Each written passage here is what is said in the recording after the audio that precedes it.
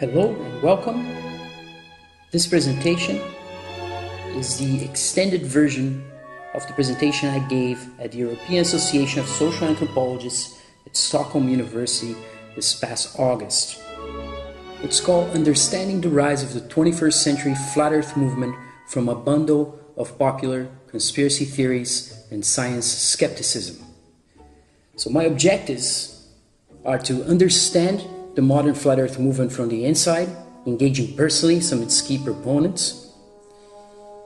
And I'm working towards a study of epistemological transformations, that is, how people shift their ways of thinking, being, and feeling. I'm following Gregory Bateson's discussion in Mind and Nature, Necessary Unity, especially the question of tautologies and abductions. And I'm also testing my own paradigm, which is called creative critical reflexivity, and the theory of epistemological resonance, which applies concepts such as concordance and discordance to look at epistemological harmonics, and how discordance leads to a creative resolution that we can look at as growth and transformation. Epistemology here is simply a way of being and knowing. Everyone has their own way of thinking and knowing, unless they follow a particular orthodoxy and authority as telling them how to think. And in anthropology, we have deconstructed this for a long time. The experiences and narratives of flat earth proponents are prime examples of epistemological transformations and their social and personal consequences. Like Bateson, I am concerned with changes in basic epistemology, character, self, and so on. I'm quoting him here from 1979, page 143. In a nutshell, tautologies are collections of linked concepts or vocabularies that we use to produce logical explanations. We engage in what Charles Sanders Peirce called abduction when we flesh out explanations that ensure the validity of the links in the tautology so that this logic seems self-evident, again following Bateson. Epistemological transformations are interesting because they involve shifting our whole system of abductions, as Bateson put it. We face the threat of chaos when we challenge our own assumptions and preconceptions. This is what I call a state of epistemological discordance that may lead to epistemological growth and transformation. And again, epistemological means simply way of being, and resonance is the think-feel vibration that everyone has. So my idea is that as we live and try to understand the world, we are vibrating in ways that reflect how we think. So this resonance is like a singing, a tone, is the sounds of our souls when they meet and engage. To engage in an abduction is to describe some event or thing and then look around the world for other cases to fit the same rules that we devise for our description. This is why it is particularly prone to deception, because you have a way of thinking about the world that you haven't analyzed critically or reflexively, and you go around finding phenomena that fit your description. So why am I looking at the flat earth? The flat earth has had incredible growth in popular interest, and this is a graphic from 2010 to 2018 from Google Trends, comparing flat earth with anthropology on YouTube. And here we see that anthropology barely exists in contrast with flat earth on YouTube since the flat earth started booming in 2015. This graph from Google Trends shows web searches worldwide. And here I'm comparing flat earth, ethnography, social and cultural anthropology. The colors are on top. You can see flat earth is blue. From 2004, when these data started being collected, it was between cultural and social anthropology somehow. And then in 2015, 2016, flat earth just basically boomed. And this is worldwide web searches. And the red shows ethnography as a field of study and how it has been on the decline, sort of a steady decline, you can tell. So it is a popular phenomenon that we should be looking into. as anthropologists interested in all social phenomena. This is a pretty big one. Now, my methodology. So far I recorded 20 conversations with over 38 hours. I was in Portugal and Brazil when I talked to people who are in the United States of America, Canada, United Kingdom, Spain, and Nepal. Some of the obstacles for studying the flat earth phenomenon and the movement are, that there are millions of videos, pro and con. And so I decided to do this on a face-to-face online approach through Skype and Google Hangouts. Many people were not up for talking, and I had to prove that I understood their line of thinking before they accepted me and talked to me. For gaining access to my participants, I had to pledge never to misrepresent or pathologize their positions. This is absolutely key. It's a part of very important anthropological ethnographic ethics that I follow. Initially, this resistance to conversations is due to the attacks that they receive on a daily basis by people who disagree with them. Here are some examples of emotional attacks, hate speech, and marginalization that flat earth proponents face in their public channels. It's particularly coarse type of language. So there's a lot of tension and friction and reactionary emotional responses from outside the movement and within the flat earth movement as well. People get very emotional with this information. It is a test for our open-mindedness as anthropologists seeking to understand how people think, to really step back from all these emotions and try to understand how people change their minds, which is my approach, and how do they feel after this transformation. They characterize globe believers as basically brainwashed science fiction lovers who are having a Santa Claus, Easter Bunny is not real kind of moment. They also call this a cognitive dissonance reaction. They're faced with information that they don't want to process, and then they lose it and start calling people names, and they would not be able to step back and reflect, to analyze things with an open mind. Flat earthers question NASA, most importantly, and they're skeptical of everything or anything that NASA does, because the idea is that once you're caught lying, you cannot be trusted. They believe that they have caught NASA lying in many instances. This meme is from ODD TV. I unfortunately did not have a chance to talk to him. It's an interesting example of the art that's coming out from the Flat Earth movement. And there's also music and other things. This is from a meme book by the Flat Earth podcast called Hoax. And this is one of the things that many flat earthers say, is that condemnation before investigation is your admission to indoctrination. Here are some of the participants in my research, people that I spoke to extensively, up to 5-6 hours. Some of them I spoke to only 2 hours. Here you can see the need to remain prolific and engage. Like, for example, Jeranism has 324 original videos. I think probably some that are mirrored. Mark Sargent has 1,200 videos, and many of them are mirrored, but he's very active. You see that they have a lot of views collectively. So, also, Mark Sargent told me that when he was in California, he was invited to the house of the main star of the sitcom to discuss Flat Earth. He indicates that it is going mainstream, and there's a lot of people who are considered in the closet Flat Earthers. A number of my research participants are also radio hosts at Truth Frequency Radio, which is an internet-based radio. So Jeranism is based in California. He's a bookseller and former drugstore manager. Celebrate Truth is by Robbie Davidson, who's the creator of the Flat Earth International Conference. I only spoke to 4 Christians, and Robbie Davidson is one of them. Mark Sargent is a computer geek, I guess you can say, and a Flat Earth freshman recruiter, as he put it. And Globebusters is a fairly popular channel by Bob Noto, an amateur pilot, expert at setting up satellite radio systems. And Mike Helmick is a former Christian pastor, video game designer, and programmer. Endeavor Freedom is one of Zen Garcia's channels.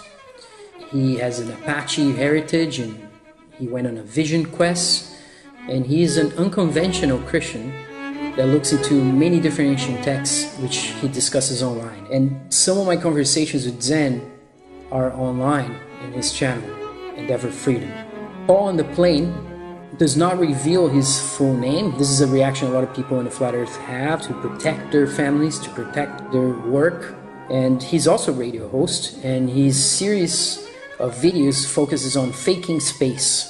Wakey Wakey is Mark Knight's channel. He's a British and lives off the grid in Spain and invests in cryptocurrencies. He's now working on an alternative education system for children that values one's sense of perception and intuition. And DITRH stands for Deep Inside the Rabbit Hole, and it is David Weiss's channel. Mike Helmick introduced me to David, and David introduced me to others. David is a businessman based in New Jersey and an enthusiastic Flat Earth proponent who sees the growth of the movement as an awakening. He's one of the hosts of the Flat Earth podcast, which now has over 120 episodes. Your Curveless Earth is Nathan Roberts' channel. He's a Christian. He's a son of missionaries to Melanesia and Guam and a father of 5 children. The entire conversation I had with Nathan was posted on his channel, which is part of my approach to ethics. If anybody wants to have my conversation for their own use, they should. And he asked for it, so he posted immediately on his channel. And he tells me that Flat Earth almost cost him his marriage, but that his wife eventually converted after praying and asking for a revelation. Flat Earth Universe is Martin Kenny's channel. He's a UK-based researcher who focuses on what he calls the science of syncretism, that is, looking at every cosmological system in order to synthesize their teachings and relationships. Kenny does not believe that the Bible provides the ultimate truth, but he also draws on the Bible for information. So he's looking at all kinds of systems and trying to boil them down into something that he finds agreeable. And he has been on mainstream TV in the UK discussing various different issues. The last time was about the lunar landing hoax. Finally, Karen B is a graphic designer, single mother, who lives in the central USA and is part of a research group, FE Core, which also involves Jaron, Bob Nodo, Mike Helmick, and formerly another participant, Chris Monk, who does not have an active YouTube channel and whose position has caused a lot of controversy and drama recently, which is not something I can get into in this presentation. And another person I talked to was introduced to me by Paul on the Plane. His name is Steve Bruce Bokan. He's a Hungarian descended Australian helicopter pilot and flight instructor based in China who happened to have been in Nepal when we spoke. And he's a born-again vegan. He does not have an active channel. Flat Earthers, once they go public with their beliefs, they face this universal experience of prejudice and marginalization for taking their stance. It reminds me of Foucault's fearless speech, the idea of paresia, which is taking a social risk, speaking the truth in public. It has to do with high social costs to support Flat Earth information in public. So one may experience marriage problems. Some claim that they can only date a Flat Earther. There's threats to jobs. Some people have reportedly lost their job after people who were against the Flat Earth contacted their employer, told them that this person was a Flat Earther. The person lost their job. People don't reveal their actual names. Robbie Davidson reported being expelled from multiple churches. Then we have the phenomenon of closeted Flat Earthers. And all of them agree that when you Google Flat Earth, you're going to go straight into a website called the Flat Earth Society. They all believe this is controlled opposition. So if you think of the USSR, the KGB, or governments that control information, China for example, where you cannot have opposition, all you do is that you pretend to have an opposition and you infiltrate the so-called opposition and you keep it controlled. You may also take a look at Pierre Bourdieu's book on television, where he talks about this, television debates, how they're totally controlled and don't ever go deep into the information. This is a really good source for this. And it's a very short book, Bourdieu said, because otherwise journalists would not read it, because they're lazy, apparently. So. Now, there's a history in anthropology of taking seriously alternative cosmologies. So in Hugh Brody's book, Maps and Dreams, indigenous hunters dream of animals that they will later hunt. Their spirits would travel out of their bodies in the night and go onto the land and find the animals. They would dream the hunt.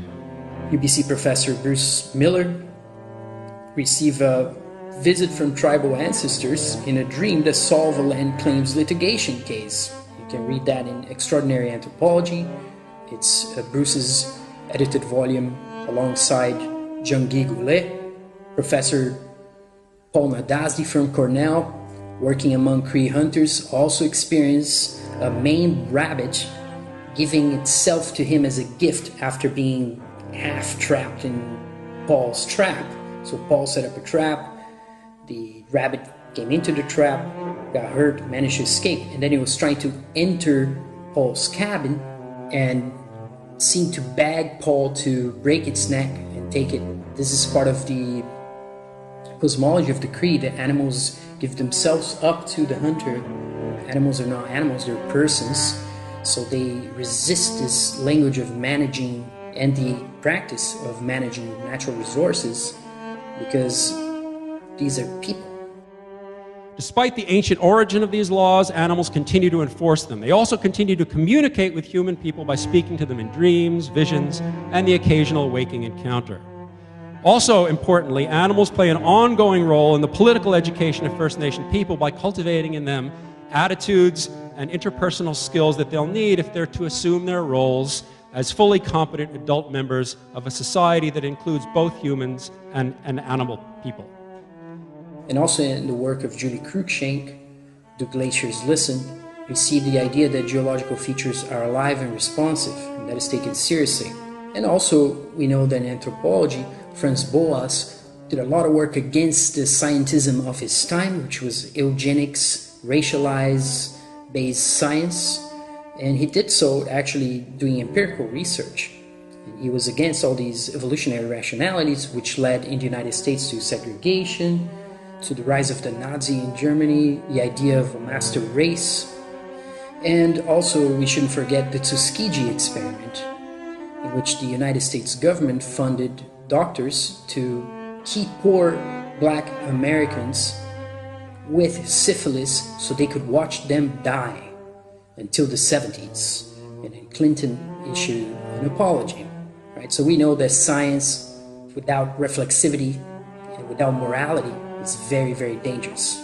So there are other precedents for taking seriously the flat earth, and this is the notion of the counterintuitive globe that Professor Tim Ingold looked into in his book Being Alive, Essays on Movement, Knowledge, and Description. So he says that to grasp such a counterintuitive understanding that the earth is round like a ball and that people can live anywhere without falling off calls, it is argued, for nothing less than a complete conceptual restructuring of the child's mind, comparable to a paradigm shift in the history of science. Here he is referring to the idea that Galileo and Copernicus actually changed with their observations the whole narrative of mainstream science. Of course, we have to at least be slightly skeptical of the kinds of technologies they have at that time, because we have binoculars that are stronger than the telescopes that these guys were using. Right, and yet we think that they really cracked some massive cosmological problem. And this is another question, but we can go back to later in another presentation. Ingold also says that he cannot relate to the globe as an environment, because whereas the globe is measured and recorded, the environment is experienced. Following Gibson, Ingold says that the life world is spherical from the perspective of the inhabitant's core, which is different from the world divorced from life that is imagined in the form of a globe, as we are taught it exists, and that can apparently only be witnessed by leaving it. Ingold argues that whereas a global perspective is afforded to a being outside of the world and is seen to be both real and total, a local perspective afforded to beings in the world is regarded as illusory and incomplete. So he's saying that through our senses, phenomenologically, we can only experience being in the world and not outside of it, as the globe kind of proposes as a total final explanation. Also, He notes that Immanuel Kant would admit that to his senses the Earth appears to be flat. James Gibson, who was an environmental psychologist, for him, an inhabitant is not on the outer surface of a solid sphere, but at the core of an unbounded spherical field comprised of the sky above and the Earth below. So in the globe model, the relation between people and the world seems to be turned inside out for Ingold. Also, Martin Heidegger, as Ingold points out, repudiated the out-of-Earth technology. These pictures are coming from outside of the Earth that flat earthers believe is fake. But we should point out that Tim Ingold, on Perception of the Environment, in page 212, points out that he's not some latter-day flat earther or pre-Copernican. So we should just keep that in mind. Ingold read a paper by Wozniacki and Brewer from 1992, and this sparked a discussion regarding children's conception of the Earth and their indoctrination into a different and unprovable through the senses model, which is a globe model. So Ingold says that children are congratulated for agreeing with what was supposed to be the scientifically correct view, which is that, contrary to intuition, people actually live all around the outside of a spherical Earth. Again, this is from Hoax by the Flat Earth Podcast. This is a free book. It has a bunch of memes from flat earthers. And here they're just saying, well, look, you go up 100,000 feet and you cannot tell that there's a curvature, but you're supposed to believe that you are on a ball. This is the article that Ingold read from Cognitive Psychology, Mental Models of the Earth, a study of conceptual change in childhood by Stella Wozniacki and William Brewer. And here they're saying they're abstract. The synthetic models, such as the hollow sphere or the flattened sphere, are generated by children as a solution to the problems arising from the inconsistency between the initial model of a flat Earth and the culturally accepted scientific model of a spherical Earth.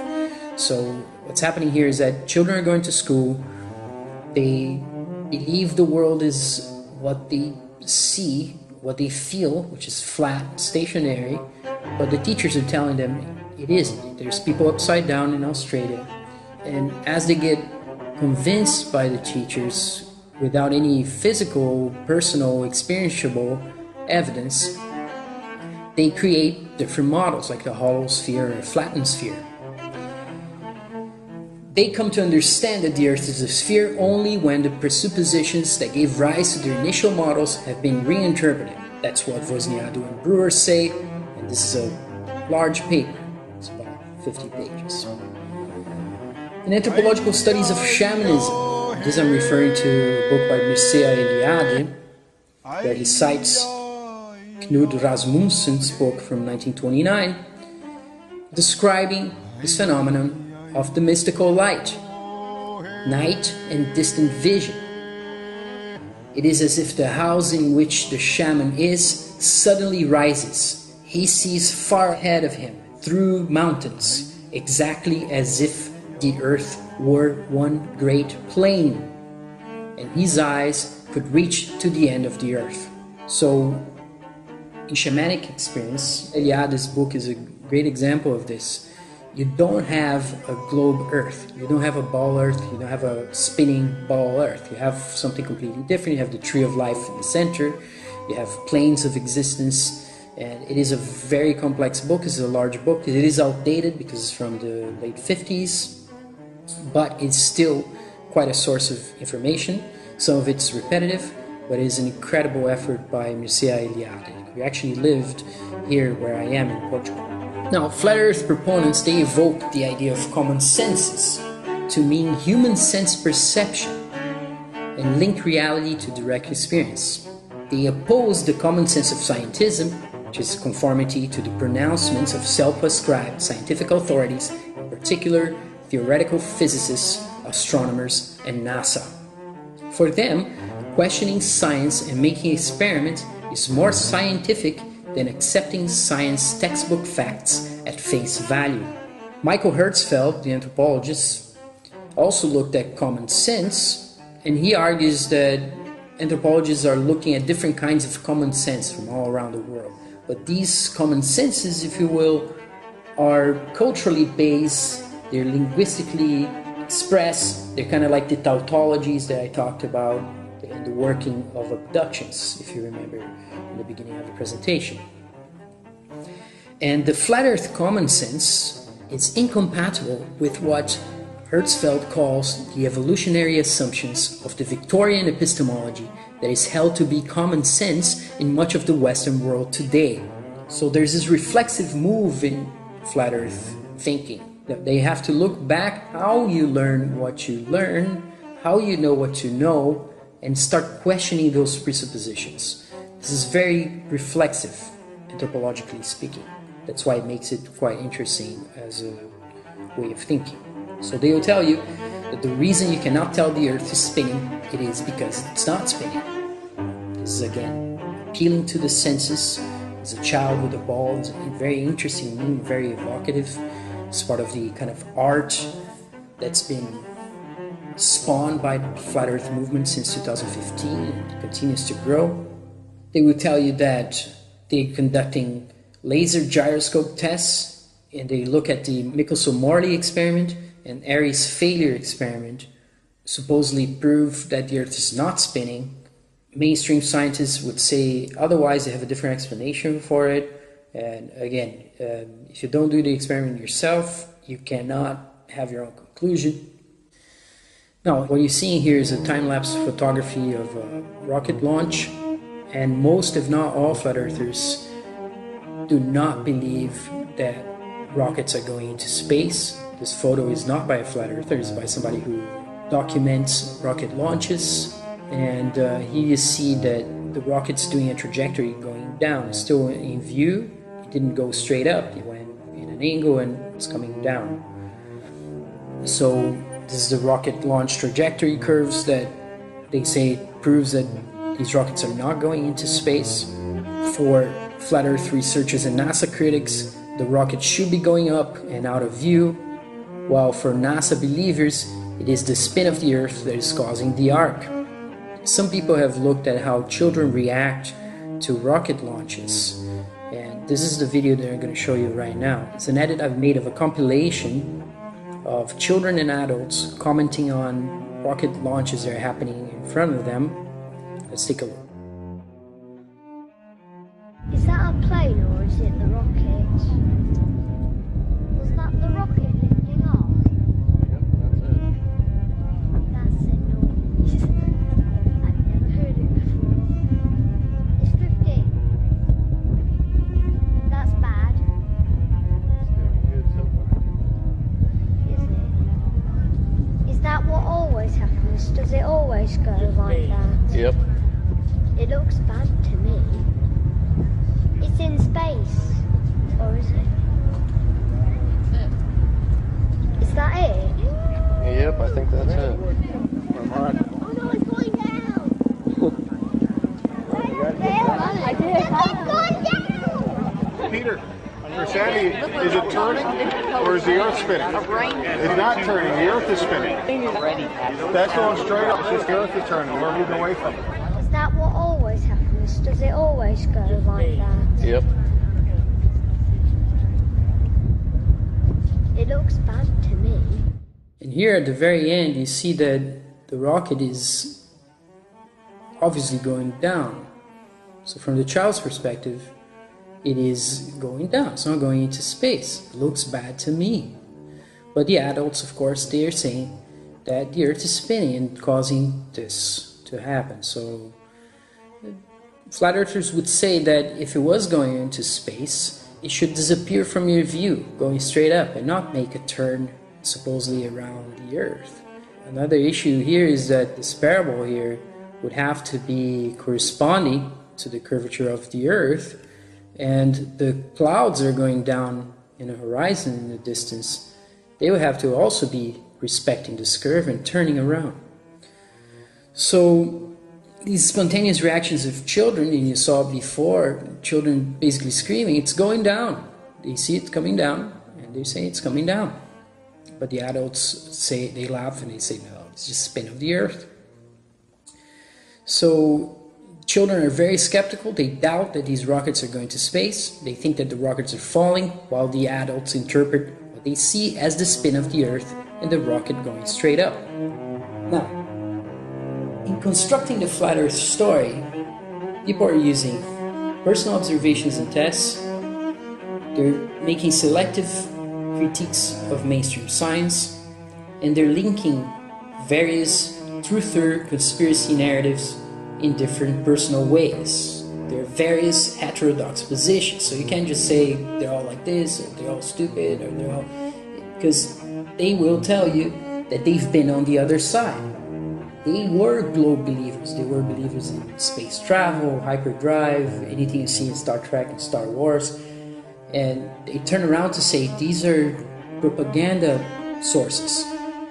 Star Wars and Star Trek are there to convince you that space travel is real and to keep you trapped. And they go through a transformation which is sometimes very painful.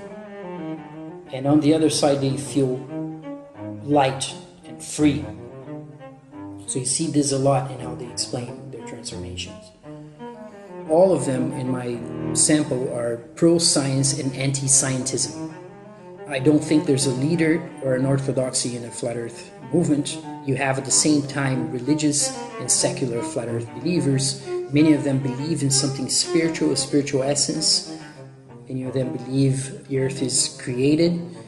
Robbie Davidson, for example, told me that he has encountered many cases of people who were atheists and then through the flat earth became spiritualized.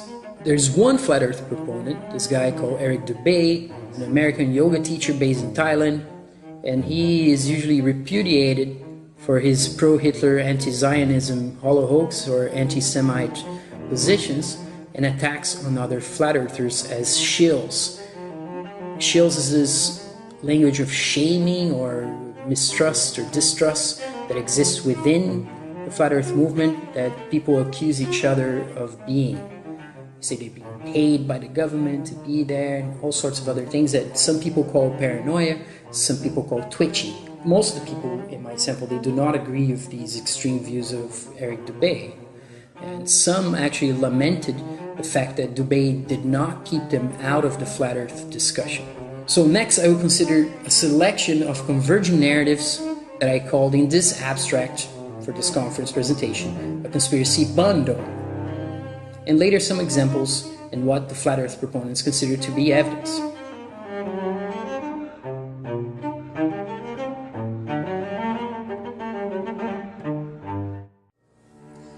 September 11, 2001, the official US government story is false. This is pretty much agreed across the board. Some people think they shouldn't be brought into the flat earth discussion because the shape of the earth has nothing to do with these other conspiracy theories necessarily, but for many flat earth proponents, one of their early awakening moments had to do with realizing that September 11, 2001, the official story was not real.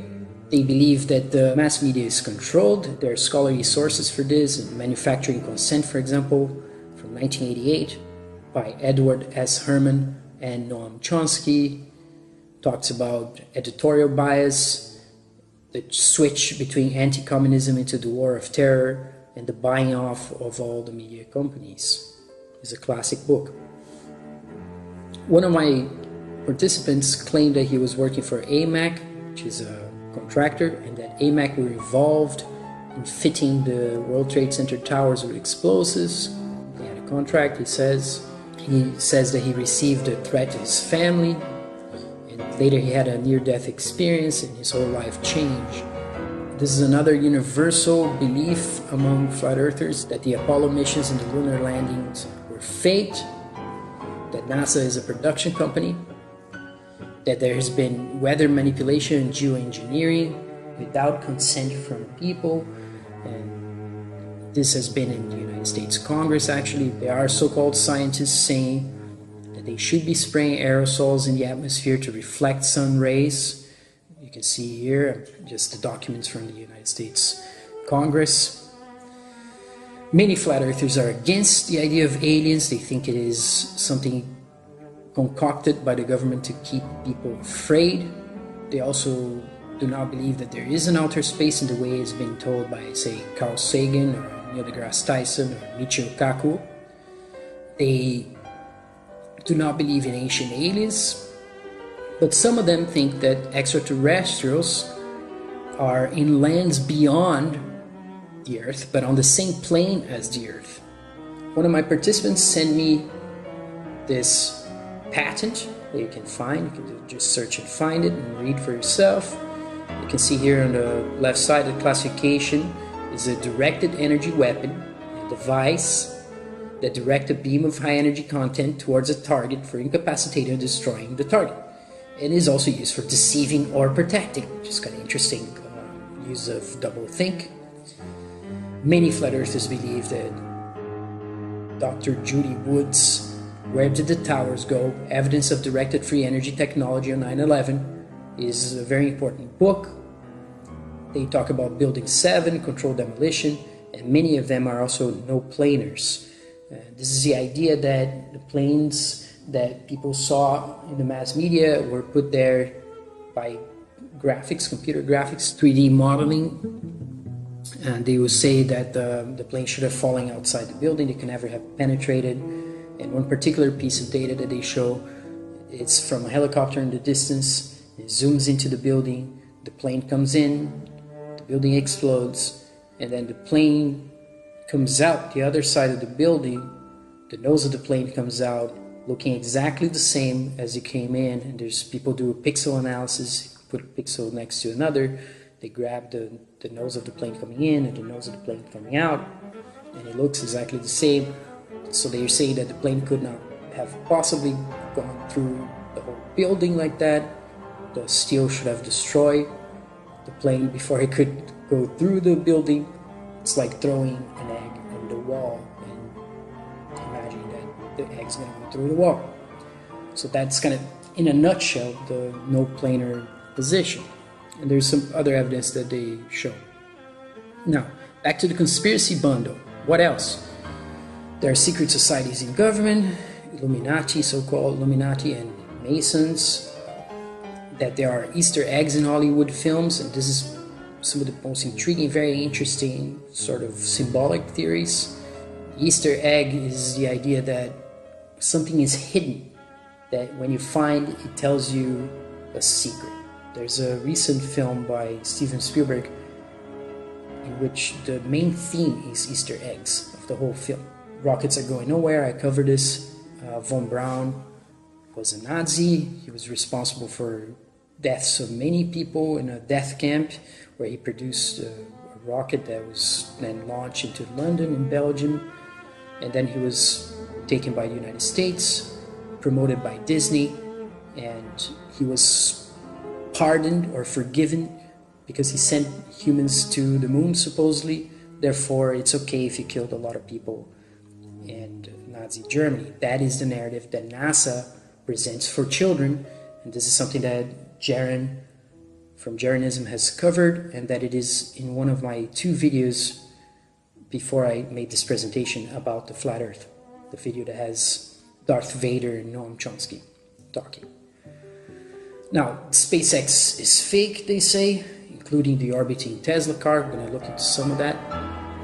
The Cold War was simply a 1984 style script to control the population with fear of a boogeyman.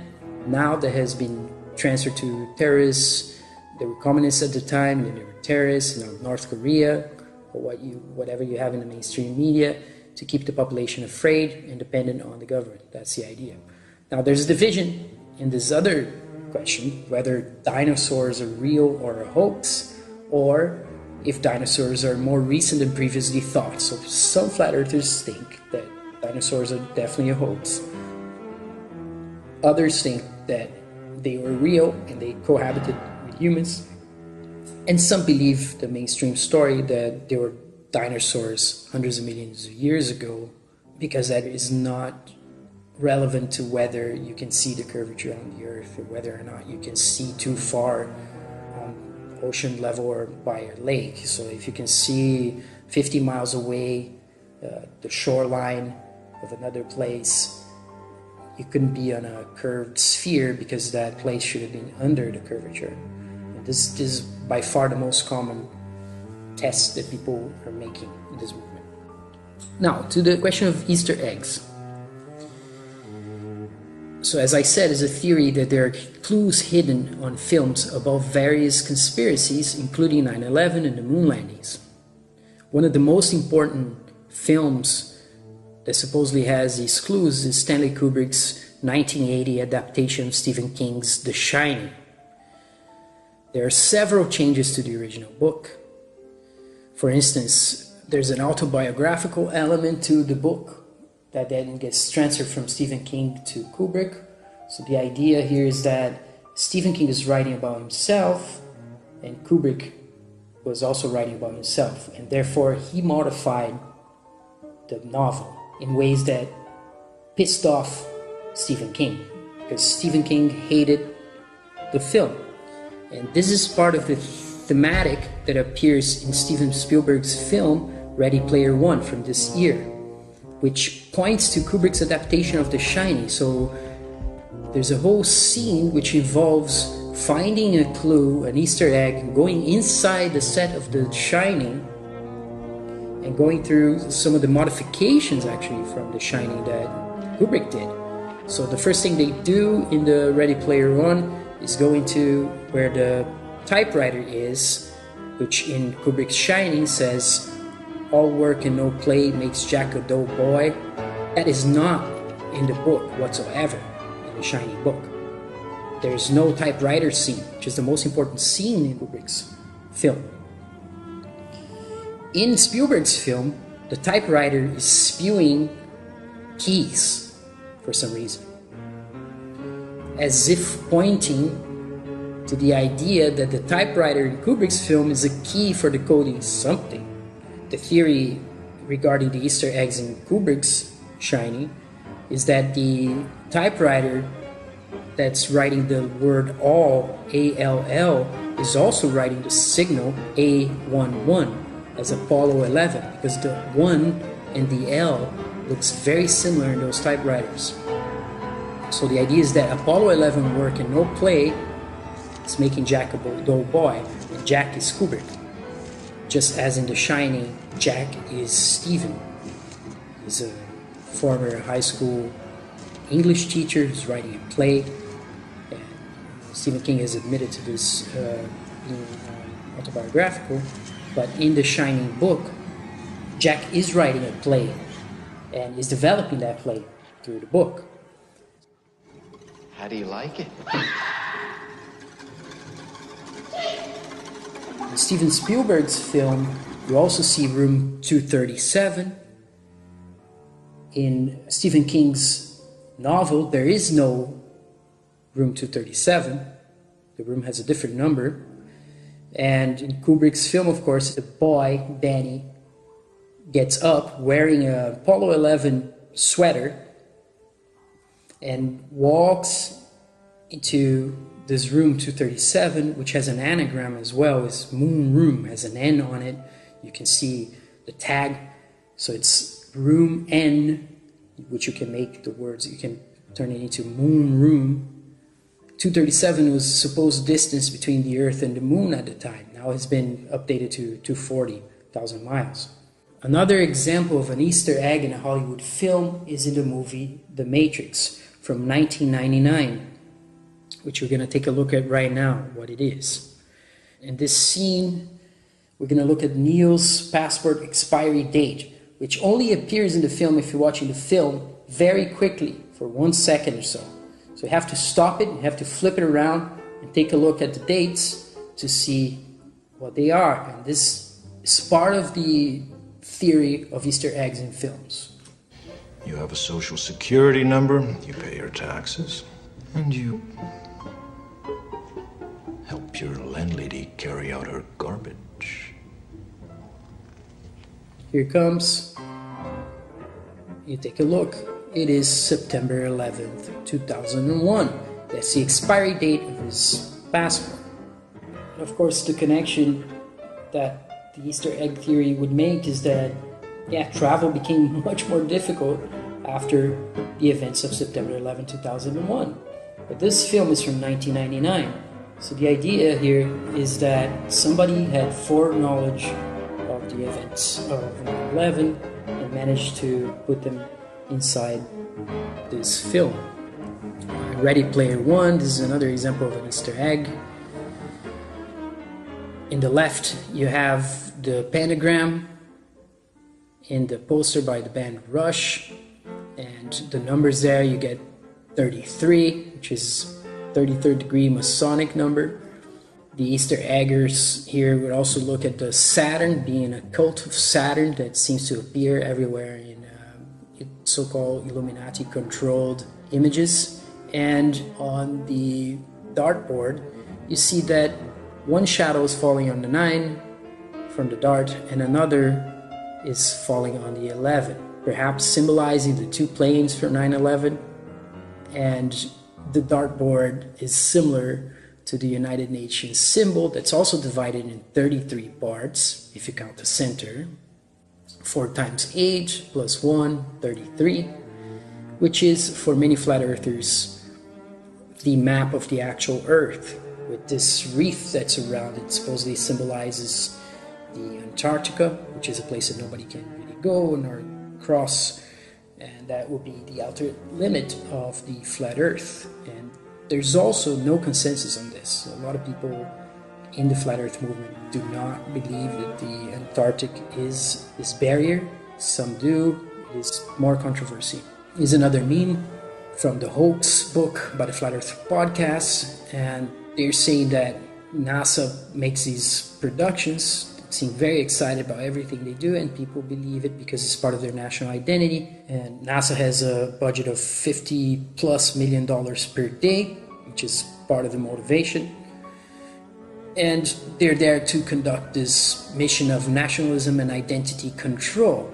So NASA represents for Americans and space believers what the royal family does for the British.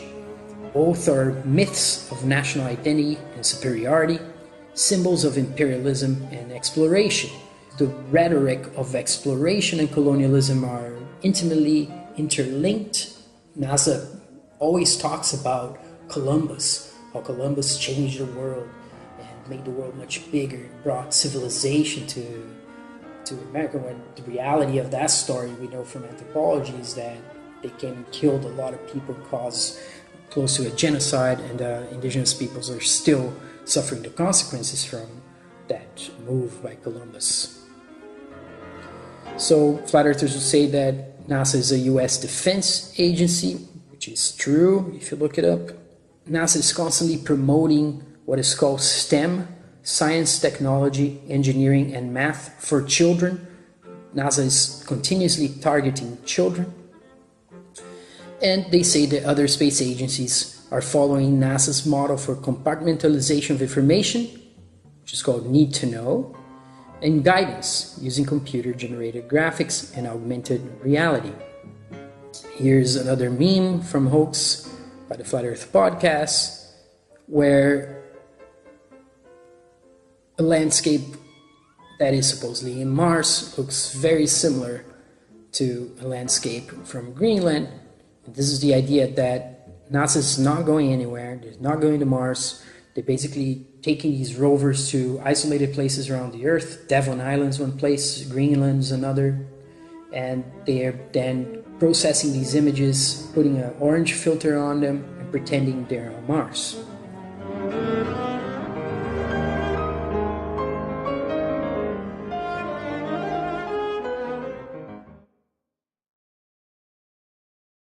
Now, lunar landing skepticism has been booming. According to this ITV program, in which Martin Kenny, one of my participants, participated, 52% of the British do not believe in moon landings, and an astounding 73% of 25 to 34-year-olds think it was all a hoax. Russia Today reported that 57% of Russians do not believe in the moon missions. Now we're going to see why many flat earthers do not believe the moon landings. I would say most of them You can also look at Paul on the Plains Fake in Space series to see how he constructs that case. Here, what you're seeing is the lunar lander.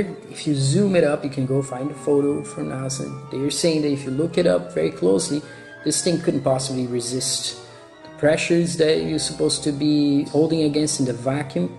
It seems to be not very well made or sturdy enough for resisting these pressures.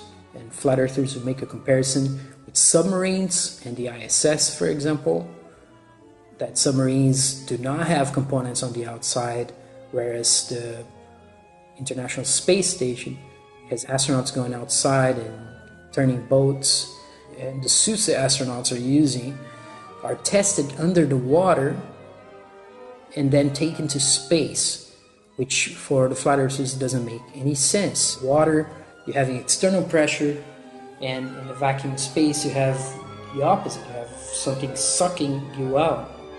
They will tell you that the only experiment of a human in a vacuum chamber almost killed this person, made their saliva boil. So why don't they believe in the lunar landings? Here's another meme from Hoax by the Flat Earth Podcast. And they're now turning to ridiculing people who believe in NASA. They're saying if you're not feeling very smart, remember that your friends and family believe this trash can landed on the moon. And now I'm going to show you the Apollo 16 takeoff and what flat earthers and people who are skeptical that NASA went to the moon will point out as evidence for fakery. First, this is the raw footage that we see. Okay, here they can show you, for instance, that there's kind of a pool to the right, that there are probably 3 or more cables pulling this up, and that here there's a wing to the right. Of course, they question how by remote control this camera is moving up. It's another question. Now, as another view, here is to show what they believe to be the wire, a nylon wire reflecting the light from the studio into a prism and being pulled so that it reveals this line here that you see. Again, it is aligned with the rise of the lunar module. It's strange because as the explosion happens in the bottom, this line is going up, and what could be going up like this? It has to be something going up. It's also coming from behind the ship. And there's another couple of lines that you can see here and here. This is one, this is another, in addition to this line that comes up here. Now, there's not only this is a problem here. These are the panels that you saw in the previous picture. And as the explosion happens, they seem to explode and start flapping. There. So this is the explosion that sends the machine up. And now the panels are flapping. Okay? Here's how it happens. You can see as many times as you want. So some people say that this is exactly how it's supposed to happen on the moon. I mean, they haven't been on the moon, but they know for sure. It fits the equations, it fits everything. It looks very real for them. They saw it on TV. So it looks real. And flat earthers and many people were skeptical. Now the majority of people were skeptical that these landings on the moon took place. They will tell you that these panels have been blown by the explosion in whatever. This is a model. Or whatever it is inside the studio. Right, so this is the kind of evidence that we're talking about. Nobody was there, but we know. Now, Elon Musk is another person that no flat earther takes seriously.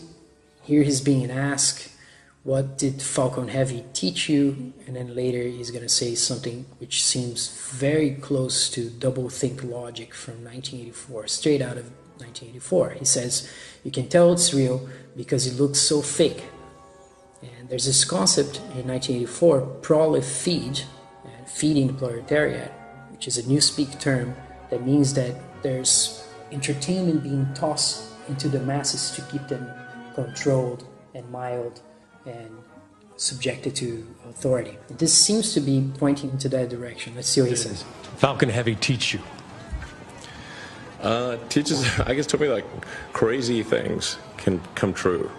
Because he'd said like I didn't really think this would work.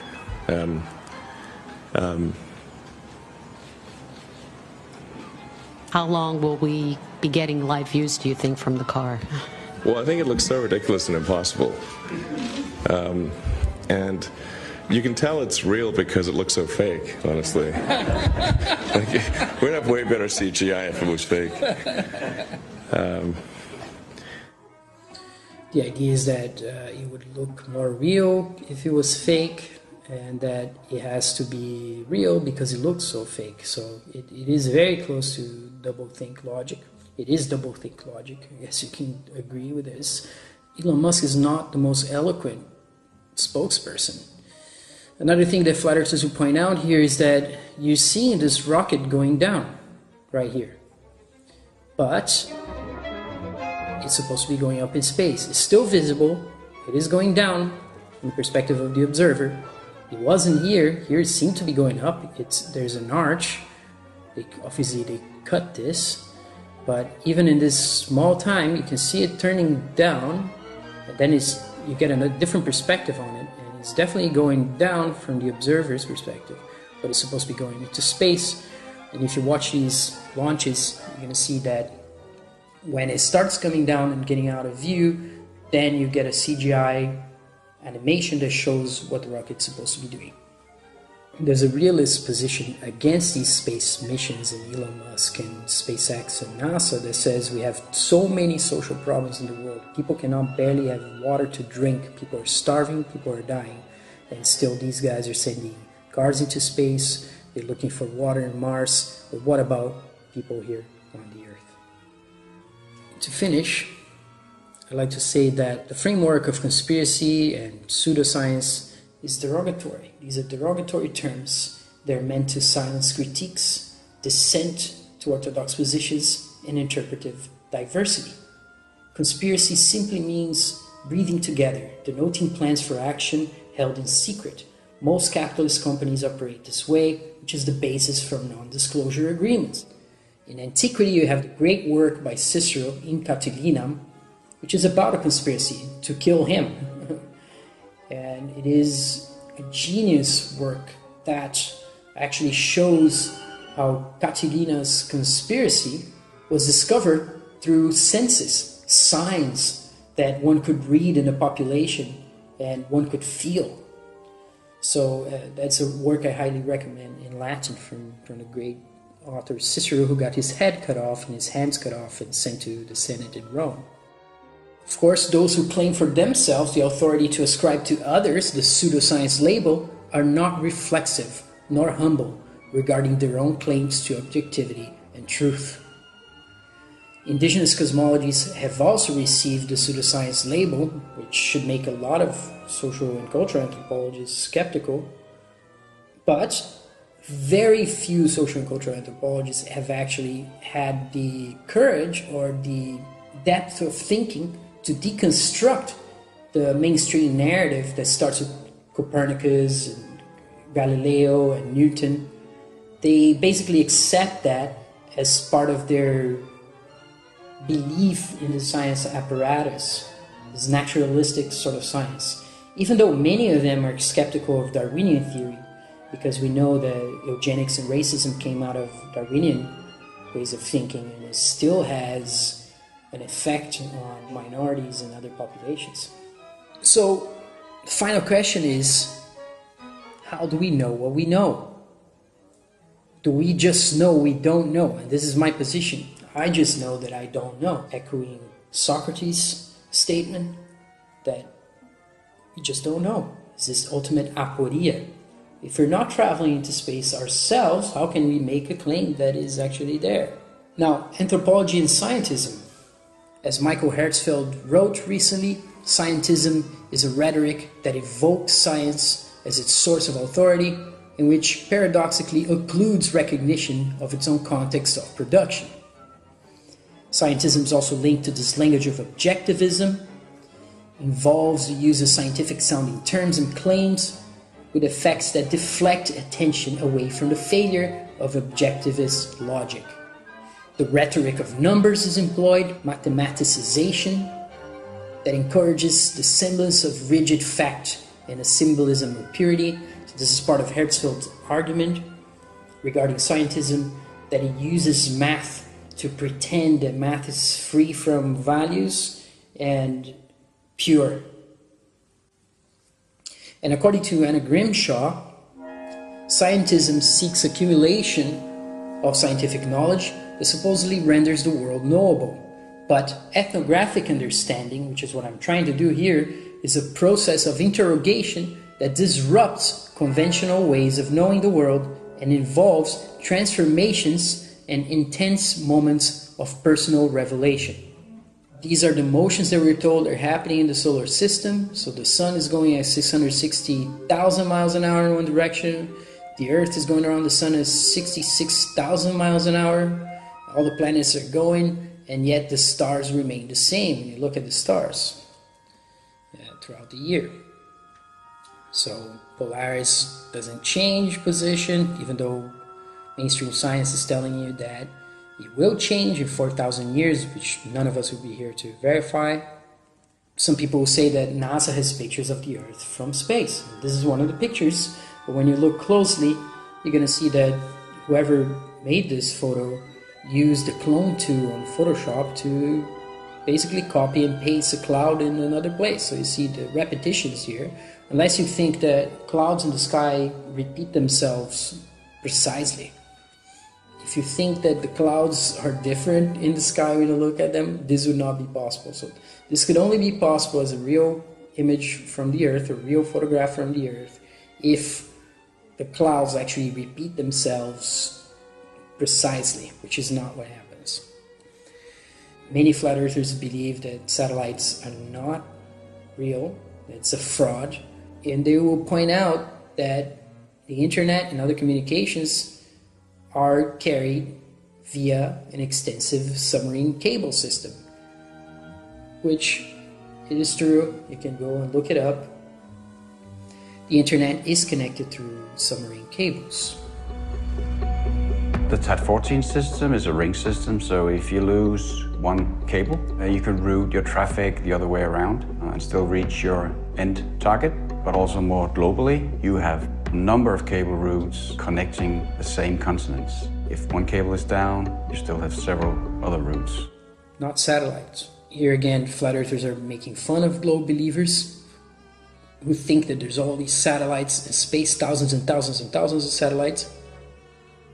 They will say that GPS is a positioning system, but it's not a global satellite system.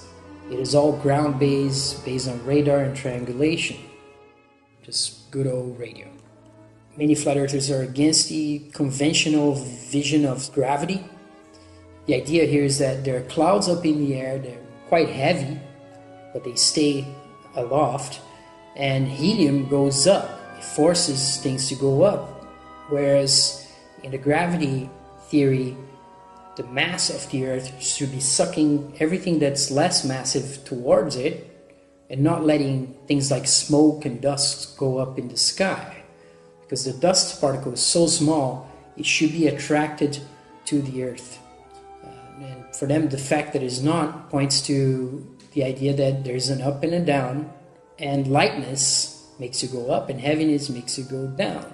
And some of them believe in an electric universe model without the ball, because the electric universe proponents online, which is a group of scientists, they believe the universe is electrical, that the sun is electrical, which is similar to current flat earth beliefs in some circles. But the electric universe people, they believe the earth is still a sphere. And flat earthers don't agree with that, but they believe that the sun is also electrical, and that what keeps us on the ground has something to do with electromagnetism more than it does have anything to do with the spinning of the earth or gravitation. In fact, they would say that the spinning of the earth should actually be propelling you out of the Earth through a centrifugal motion, that the Earth and the equator should be going at 1,000 miles an hour, which should cause all kinds of issues with even plane travel. But that doesn't happen. When you cross the equator, everything just seems the same, stays the same. Another meme from Hoax by the Flat Earth Broadcast: we don't have time for a meeting of the Flat Earth Society, as Obama said. The irony is that the UN map is a flat Earth model. And what they would say here is that politicians are bringing into their discourse the flat Earth to try to ridicule it further because it is true, not because it is fake. The idea that anything politicians are saying should be inspiring skepticism. This is the standard map of the world that many flat earthers follow. The Gleason's azimuthal equidistant map, and someday we'll say is the best we got. And there is a controversy within the flat earth movement about this map, whether or not it is accurate. Most of them would agree that it's obviously not accurate, is a representation. And since they have been lied to since the 1500s, since the globe started to be made to basically brainwash the population, they've been misdirected. So it's very difficult to build this model of the actual Earth we're in, given that most of the things that you're being told is a lie, for example. This is an interesting map that Mercator created out of some stories from the medieval period regarding the North Pole. And you can read his letter to John Dee. You see the 4 indrawing currents of the North and the so-called Mount Meru in the center, which you see in the Vedic cosmology. It's supposed to be a magnetic mountain. It's around this pole that the sun and the moon are turning, according to mainstream flat earth position, if there could be such a thing. What they usually point to when they look at these maps is that they think there's some truth to this, because there are some accounts of people who supposedly went north farther than we can go right now and encountered another civilization in these places, which are described in this map. If you get a high-resolution version of this map, you can see what Mercator actually wrote. It was mainstream academic papers analyzing Mercator's letter to John Dee regarding this map. And the idea here is that this information that led to this map is now hidden from us, and we think we have an ice cap that's melting. When you look at Google Earth, for example, what you see is this. That is in the North Pole. This is obviously not a photograph, because unless you think that land can be divided in those sections right there, you don't see any of the caps. So flat earthers would tell you that this is probably concocted, and this is the North Pole. You can see the coordinates in the bottom. It's 89 by 87, so pretty close to the North Pole where the cursor would be. And if you click on that little ball there in the center, it tells you that the ice caps are melting. It points you to some research regarding this. Flat earthers will tell you that there's no circumnavigation or flights that go over the North Pole and the South Pole. NASA will tell you that they have satellites that do this, but the images you get when you look at it don't look real. This doesn't look like an actual photograph. And the same is true of the South Pole. This is what you see when you go to Google Earth in the South Pole. There's a white ball and some stripes that just look computer generated. It's not a photograph. A lot of Antarctica seems to be like this, very fuzzy, and which shouldn't be the case if you had all this technology pointing to it. So that gives credence to some of the theories that people are skeptical of mainstream science, including flat earthers, have been proposing in the last 3 or 4 years, that led to a dramatic increase in their numbers and what I call science skepticism. Nietzsche, William James, and Wittgenstein were all against scientism of their time. Very recently, in the last 4 or 5 years, there have been many works published among philosophers and theologians and anthropologists looking at scientism as a philosophy. One work I can point you to is Rachel Christie's 2018 PhD thesis that deals with Nietzsche and William James's reactions to scientism at their time.